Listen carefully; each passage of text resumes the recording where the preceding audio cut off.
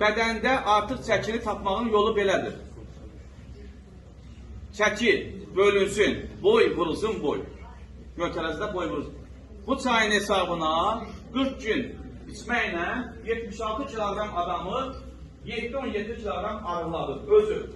Bu diyetoloji elmi deyil, bu elmin adına deyilir nutrisyologiya. Bu günün elmində əsl insanın qidasıdır. Tərkibində sirri nədir? 400 mikronat element var və ən vacibi B qrupu var. B qrupunun nə xeyri var insana? Əzəliləri gərginliyini normallaşdırır, dərini sallanmağa qoymur. Deyir, doktor, 20 kilo arıqlamışam, mənim bir sallantım yoxdur, selülitin zaten əmələ gəlmədi.